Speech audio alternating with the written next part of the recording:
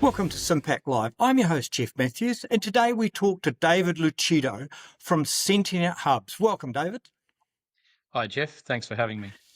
Thanks for joining us. Now, I want to talk firstly about the why real-world scenario modelling and cross-domain impact simulation have become indispensable tools for navigating the complexity of today's global systems, and especially in the context of supply chain disruption and resilience that we see today.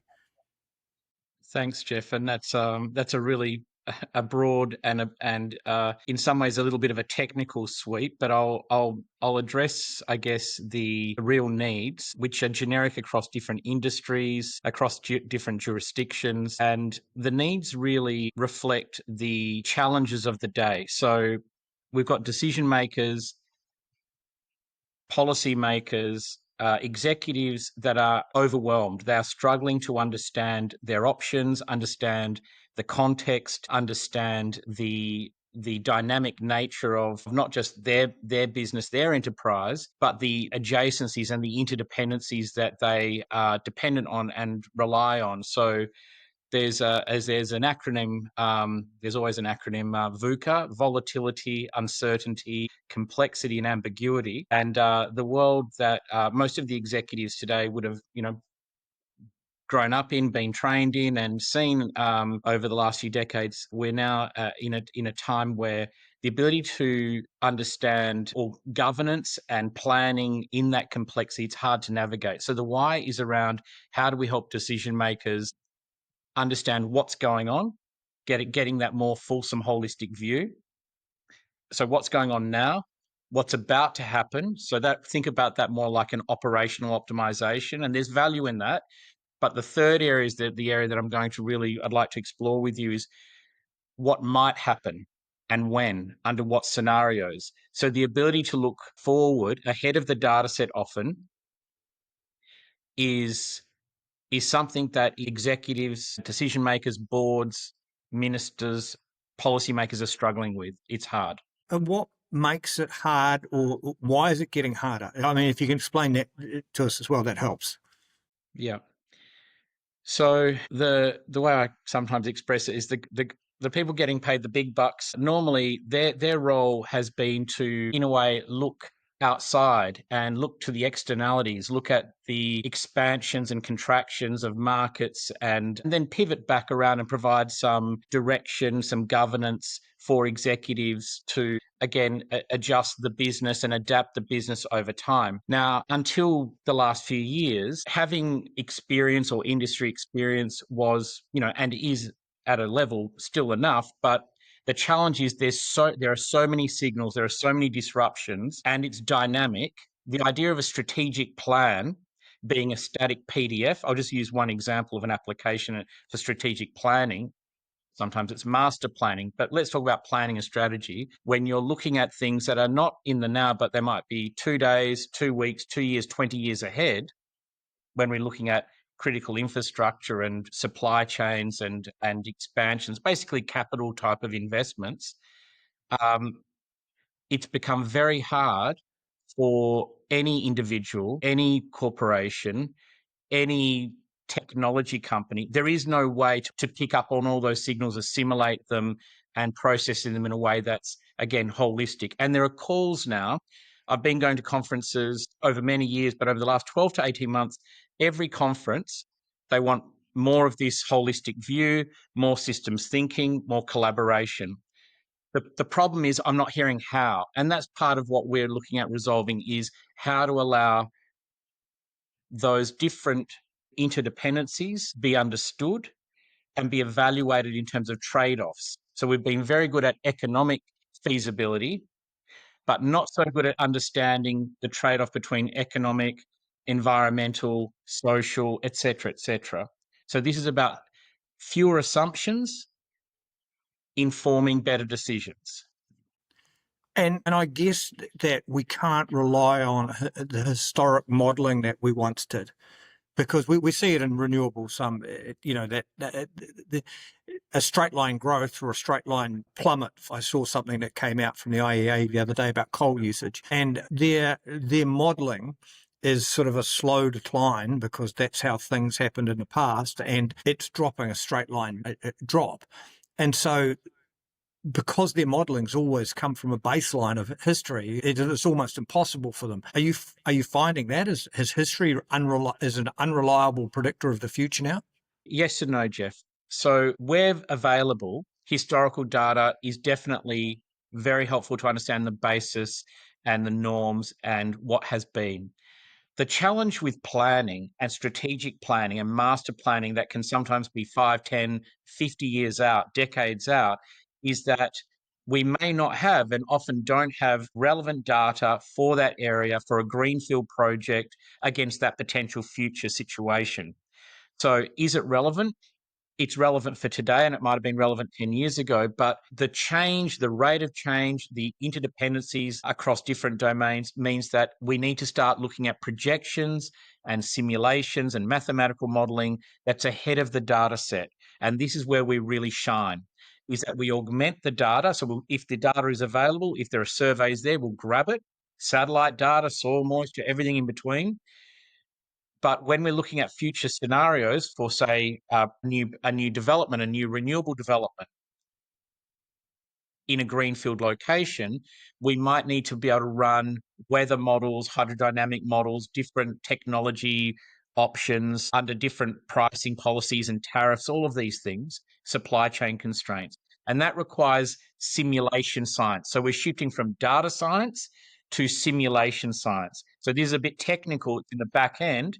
And what we're doing is then providing the decision makers looking at financial, economic decisions to understand not just economic implications, but economic, environmental, social impacts for some of these. And a good example is there are many proposed offshore wind developments that have not just the offshore component, but need to understand for sometimes smaller towns, regional towns, the impact on roads, the impact on community, the impact, the disruption or the change of skills required.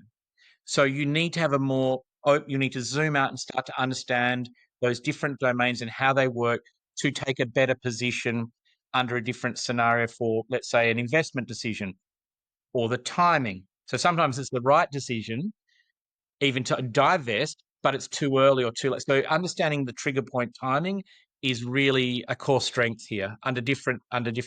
So that's really the what is Sentient Hubs. It sits over top of modelling and predictive models and statistical and historical data and all of those existing data sets, and it sits over top. Tell me more about that. Okay, so I'll give you a practical example. And the principles that I'll describe, they can apply to a business, a precinct, a city, a region, a national or international scale. So I'm going to pick a particular example that might not relate to a small business, but the principles absolutely apply. So in conversations with one of our Southeast Asian regional neighbours, where they're looking at planning for new cities. And they were looking at master planning where they had to take into consideration under different climate change, physical asset risk, how big to make stormwater drains or roads, or how to orient things to maximise benefit to jobs, economy, environmental impacts. And when in the discussion, they essentially said, look, we're not ready for this. We don't have the data to start to run these complex scenarios that look at trade-offs between all these things. And to put it into context, I asked a simple question. I said, you've just deployed $40 billion on this new capital city. You did that ahead. These were decisions. You're deploying capital. It's a greenfield site. You don't have the data. No, we don't have the data. So how did you do that? And then what came out was there are teams in different departments, different business units that will have what they call projections. And those projections are based on some assumptions, and they're reasonable assumptions. They're legitimate. They're as good as we can do. But the assumptions say out of the Department of Transport, and then there might be assumptions from different departments. So when it comes to a financial investment decision, there can be a lot of overhead, and the answers might not necessarily reflect the real situation. So what we're doing is we'll work with the data they have, but importantly here, when we're looking at CapEx, projected planning, they're based on projections. So we leverage the trusted tools that are being used, the Excel spreadsheets, the numerical models from an EPA or a Department of Water, roads. It doesn't matter what the format is. So it could be a financial model, an environmental model, a social impact model. We can connect those models to help understand different options and different outcomes. Right. So you could then ask it different questions, and it would have access to all of that modeling, and hopefully give you something that's more intelligent than trying to read it all and trying to digest it with a human brain. So what it does, think about it, the hub connects the relevant Lego blocks, brings together those relevant pieces, whether they're data or models or projections, and presents them to an executive or a policymaker in an interactive, parameterized way that allows them to push and pull on, let's increase population, let's change EV penetration, let's change climate risk.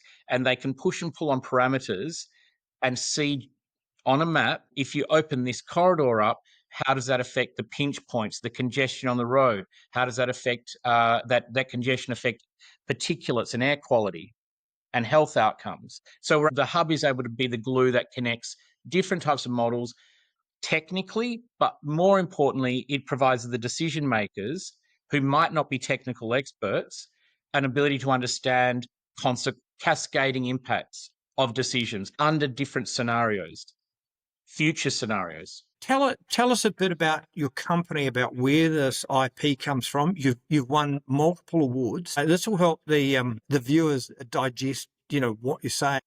So the company was formed around 8 years ago, coming up on 8 years ago, and it was built. The technology we have was built on 30 years worth of world-class science from the University of Western Australia, in particular the Centre for Water Research. And what they had achieved scientifically for academic purposes was the ability to execute very complex simulations of systems like weather systems, hydrodynamics. So think of weather, oceans, rivers, things, very complex systems, and not just execute these complex models and automate them, but allow them to daisy chain and connect in a way that's never been seen.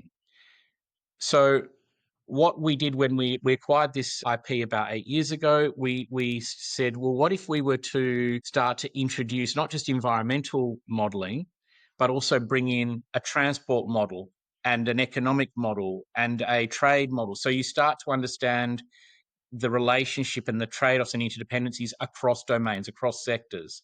And this is going to the original question about long supply chain, scope 3 emissions. This ability to run cumulative and cascading impacts across sectors is a key to unlocking that understanding and that visibility. Again, what's going on, the baseline, and then how do we optimize? How do we run different scenarios against that? Because one of the things I'm seeing is people are looking to jump to scenarios and optimizations without having that view of what's the current state of an energy network or energy, water, climate, agriculture, transport, systems of systems.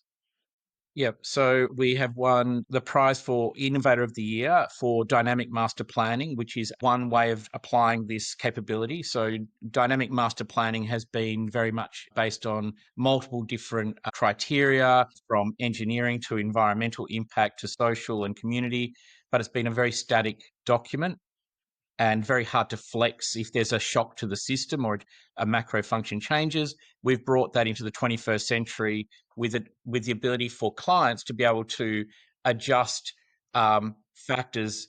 For example, there might be a tariff, a geopolitical event, a trade, a closure of a particular trade route. All of a sudden, the ability to flex those master plans and rerun scenarios was very valuable. So we won Innovator of the Year for that. We've won multiple awards around water management. The heart and soul came from the Centre for Water Research. So there are awards for that. And we won the Australian Computer Society, the ACS Digital Disruptor of the Year for the actual platform. And that was quite a significant award from ACS as to be recognised as the most disruptive platform. Yes, great stuff. And you've got quite an international audience and a very broad reach now. What sort of companies are in your sweet spot? If I'm an Australian company, how big and how small and how to come knocking on your door and ask if you can help me. What are you looking at? So our philosophy and our model is to be accessible and have something that fits different organizations, and not just the organizations. We're calling it the sentient community. So sometimes you might need some help with data or some other algorithm. We're opening this up from everyone from students to very large technology companies, etc., as far as supplying into the answer. As far as the clients, the way I describe it is this applies from everything from agriculture to space weather and everything in between. So, for example, in the agricultural space, there's a high dependency and reliance on understanding of weather, climate, different essentially external factors and supply chains affecting crop yield and distribution and futures. So that's just an example of where they are very much, there are a lot of external factors that affect the performance and an outcome for farming. So that's an application there. We're working with ports in Australia where they're trying to understand the long supply chain and how, through more collaboration at the interface between a port, the municipality, the road network, the community. That's another example of the work we're doing. And we're also doing some amazing work with the Victorian government at the moment around Aboriginal and closing the gap, basically. So there's ways of looking at how do we apply and allocate capital in a way that's going to maximise outcomes for all stakeholders. So there's just a kind of a broad brushstroke. So to answer your question, we work with a range of clients. Yes, really, the technology is aimed at strategic decision making, especially in complex environments and before you're deploying capital. So you're looking at potentially big ticket items being spent, and being able to have a good information makes good decision making. Yeah, that's a good summary. Thanks, Geoff. Where I think the highest value is where you've got those FID decisions where there might need to be, there's a lot of work up the front of understanding feasibility under different configurations, different vendors. Something might be economically better but have a higher carbon footprint. How do you figure out say an offshore wind farm? It's one thing to model the offshore, but then you need, have we got the right laydown area? Does that town have the right skills? So that broader feasibility in complex multi-domain feasibility studies, that's a really great, easy place for us to connect a transport model to an offshore hydrodynamic model to wind generation, and then be able to swap in different vendors and say, or a mix of vendors to see how does that affect our returns over time. And the phasing is important as well. So that's a good example. Yes, and I'm a fan of and we promote SIM-PAC is the do now, the easy, the low hanging fruit that you can start to decarbonise now. And I think a lot of those decisions are put off because they don't have good modelling. That to say, well, if you do this now, it's actually you're going to save OPEX and there's very little CAPEX involved. And some of those decisions are being put off because they're trying to solve the big ones harder down the road. Let's get started today. Yeah. This is at the heart of the challenge that we're addressing, is that sometimes people put it off because it seems to be too, and it's too hard to create one supermodel, one monolithic, let's try to model it. And it's never really an accurate reflection, and it's rigid and it's constrained. The difference here is that we're picking up, let's say you go to different consultants, different engineers, different stakeholders, each of those will feed their own piece in. And what this does is allow those, rather than replace those, it's connecting those and applying consistent assumptions. So that's bringing forward and a time to an outcome. So for a developer, it could be time to first gas or first hydrogen in terms of molecules or electricity. It's about understanding how do we set this and get the balance right. Again, it can't be one dimensional anymore. There's social license. There's lots of issues that are needed to be worked through early, and helping people visually understand consequence. Saying, "Oh, well, we don't want it here and we don't want it now." Well, okay, let's play that out. Let's see if we don't do it here and we don't do it now. How will that look in 15 years' time? Then people go, "Okay, that's how that's going to affect the price of my electricity or the stability of the grid or my local community. So that ability to first understand internally your options, cost risk weighted options, and then communicate to other stakeholders, they're practical things that people need help with. And again, we're not disrupting or asking them to change the tools that they use or the consultants they use. We're creating a collaborative modeling hub that allows them to ask the big questions. Yes. Yes, and I see technology like yours also helping governments and councils take these easy steps that are in front of them that they're not quite making no decisions. I'll give you an example. It's a Western Australian example. C12.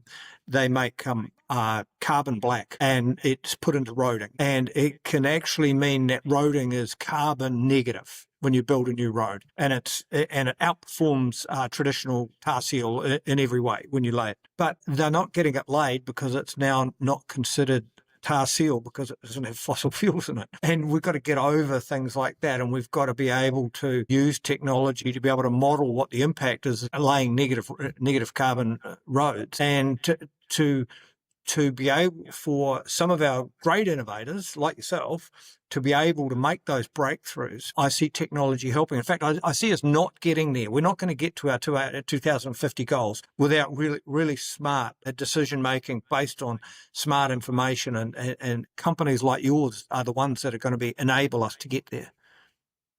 No, thanks for that, Geoff. And it requires a collective effort. We have the technologies, whether they're in Cambridge or in Singapore or in Sydney or Melbourne, in Perth. Our point is, rather than waiting 5 or 8 years for some shiny thing that, may or may not come, some new technical solution, why don't we start with what we've got and have, again, this distributed, this federated piece that allows different innovators, small or big, to come together around a priority question. And again, I'm seeing great applications of AI for operational, and we've been very good at getting very efficient in those pockets, in those areas. But at the strategic level, where you need to connect all those dots and then understand externalities that are dynamic, that's been, I think, missing in action. And I think that's what we need now. It's not going to be perfect. It's not a magic box. It's not black box at all. In fact, it's very transparent how it works, but we have the tech, and this is saying, let's do it in a collaborative way and start to make it easier to assess those options and make the best decisions we can. So fewer assumptions, more science-based, is less, if I can say, ideological. There's lots of different agendas, opinions that are going, that are railing against sometimes engineering outcomes or realities. And what this is about saying is not saying this is the answer. This is saying here are a series of cost and risk weighted options, and we can play those scenarios out. So let's say go with turn everything off or go full nuclear, let's say, or any mix in the middle. And how does that play out? We're not prescribing an answer, but we're giving people the ability to understand, again, beyond just one sector or one energy use, how does that affect, or what does that require from supply chains? What does that mean for social impact? So those are the harder things that increasingly directors are exposed to and overwhelmed by. To come back to the reason why we're here is, I think there's a need for decision support at that executive level. And just describe to me the process of how you would work with a client to make these systems or gather the data from them. And these things might be completely different eras and built in different eras and talk different language. How do you get all that to assimilate that into the hub? Yeah. So that's been one of the, I guess, the ways that we're adding value quickly, in that we're working with clients early on to understand what are their priority questions. And they don't need to necessarily spend a lot of time because they have set these strategic objectives at a board level. They know what they have strategic objectives. The challenge is understanding the how. So we work with them through some workshops to identify what do they want to know, in what context, what are the primary factors affecting that outcome? So what are they optimizing for? What are the factors affecting? We call them flex levers. And then once they've established what they want to know, over what time scale, what are the parameters that are affecting that outcome, we can then do a data and model audit and say, okay, to answer that question, that bigger equation, we now know very clearly we need one of these, one of those. They might have some in-house, they might have some across the road, they might be available open source. We then will compile and collect those, bring them into the hub, and then implement that particular executive parameterized dashboard, let's call it, that they can use and they can run. So this is another key. They don't rely on us or on third-party consultants. They can rerun those. Once we've set it up, they can now rerun those scenarios at will on demand in cloud and highly securely. And There's change different no one sees their parameters data. and play with the models. Yeah, Yes. yeah. Yeah. David, thank you very much for coming on the show today. That's all the questions I had for you. We will answer questions in the chat and the comments below on YouTube, and we'll be online for about the next 20 odd minutes to answer anybody's questions. From a summary, it sounds like we'll be able to ask much harder questions from now on and hopefully get much more intelligent answers. First of all, thanks, Geoff. Appreciate the opportunity. It's been great to chat with you. And that's a really good way to sum this up. And just to bring it back into practical speak that everyone will relate to. So if you think about the type of question we can now ask. So 20, 30 years, 25 years ago, we had this amazing breakthrough with Google where you could ask a relatively simple question and get a simple answer. What's the capital of Kazakhstan? Gives you the answer. Now, a couple of years ago, we had the next big breakthrough, which was around ChatGPT and OpenAI, where we can have now cognitive and AI-based harder questions. You can start getting programs developed and poems written in the style of, etc. And that's been an incredible breakthrough.